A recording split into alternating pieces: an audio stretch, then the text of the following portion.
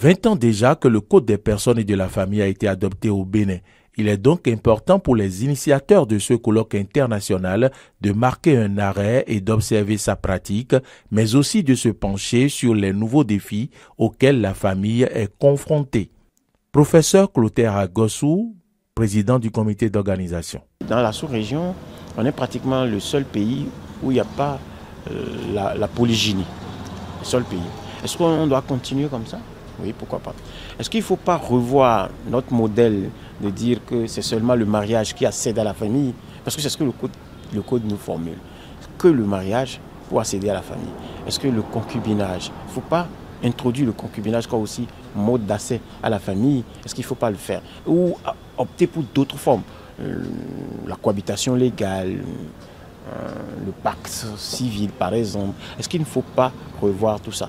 Parce que au-delà de ces questions-là, c'est la protection de l'enfant, c'est la protection de la femme qui sont là. Et aujourd'hui, nous sommes rentrés dans un carcan où ces parties faibles du cadre familial doivent nécessairement être protégées. Pour mener à bien ces réflexions, 5 panels sont prévus pour permettre aux sommités du droit, de la psychologie, de la sociologie et même des géographes pour discuter du code des personnes et de la famille au cours de ce colloque international. Le ministère des Affaires sociales et de la microfinance, qui a pour mission de définir, d'impulser, de conduire, de coordonner la mise en œuvre, de suivre et d'évaluer la politique de l'État, entre autres de promotion de la famille, est conscient des défis auxquels sont confrontées nos familles et l'effritement des valeurs qui les fondent.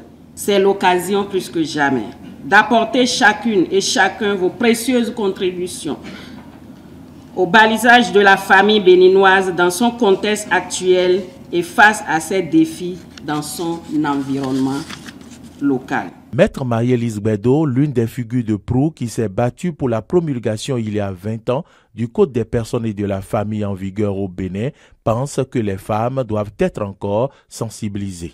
La femme béninoise doit être encore sensibilisée, rééduquée, éduquée sur l'importance de ce Code des personnes et de la famille qui a été voté pour protéger la femme d'abord, l'intégrité de la femme et dire à la femme qu'elle est une valeur.